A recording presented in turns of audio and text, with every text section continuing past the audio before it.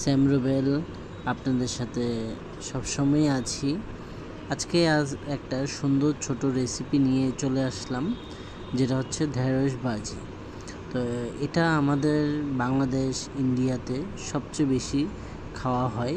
এছাড়াও বিভিন্ন দেশ যেমন আমেরিকা, কানাডা, ওইখানে যে ধরনের বাংলা রেস্টুরেন্ট বা ইন্ডিয়ান রেস্টুরেন্টগুলোতেও তো ঢেঁড়স ভাজিটা খাওয়া হয়।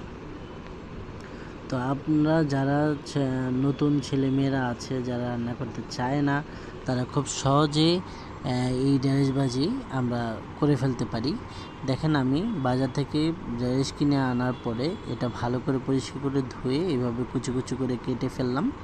কাটার পরে আমি গরম কড়াইতে সেখানে আমি পেঁয়াজ দিয়ে দিলাম, তেলের সাথে দিয়ে এখন ঢেঁড়সটা দিয়ে ভালো করে নিয়ে নিলাম।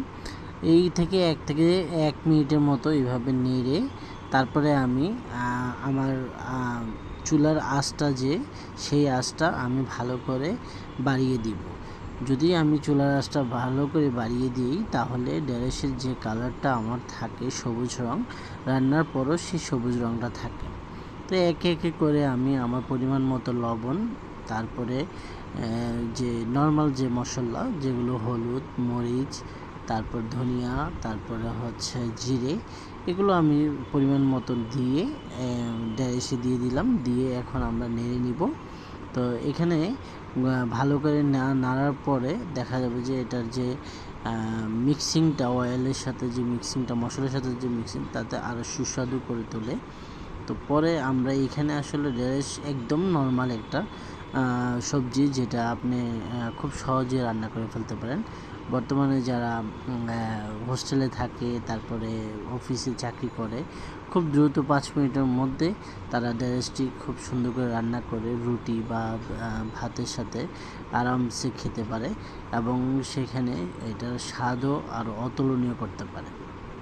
আমাদের ঢেঁড়সের ক্ষেত্রে 2টা জিনিস সবাই ভালো করে ফলো করতে হবে। 1 নাম্বার হচ্ছে ঢেঁড়স সবসময় কাটার আগে ধুয়ে নিতে হবে, কাটার পরে যাতে পানি দিয়ে না মিশ্রণ করা হয়, কারণ কি তখন পানিতে আস্তে করে পিচ্ছিল হয়ে যায়। আর দ্বিতীয়ত হচ্ছে যে হাই ফ্লেম, মানে খুব বেশি আগুনের মধ্যে তাপে আমরা ঢেঁড়স ভাজিটা করব, তাহলে আমরা ঢেঁড়সের যে অরিজিনাল কালার সবুজ রঙটা সেটা থেকে যাবে, না হলে পুড়ে যেতে পারে, অনেক সময় কালো হয়ে যেতে পারে। তো এই যে দেখেন, আমি আপনাদেরকে দেখিয়ে দিলাম।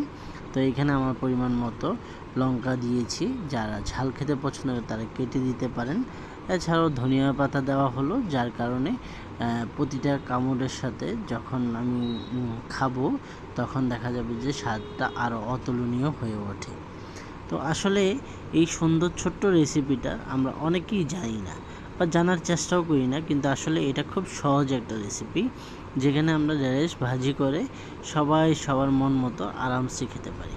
তো এখন যে জিনিসটা করতে পারেন, আপনারা বাজার থেকে ভালো এইভাবে ঢেঁড়স নিয়ে আসবেন। দেখেন, আমি জুম করে চেষ্টা করছি যে আসলে আমার ঢেঁড়সগুলো কিন্তু দেখেন পুড়ে যায় নাই, একদম সেখানে যে রঙের কাটা হয়েছে আমি সেইভাবেই কেটেছি, এবং সেই রঙটাই ধারণ করছে। তো আমরা একটু পরে এটা 5 মিনিটের বেশি সময় লাগে না ঢেঁড়সটা তৈরি হতে।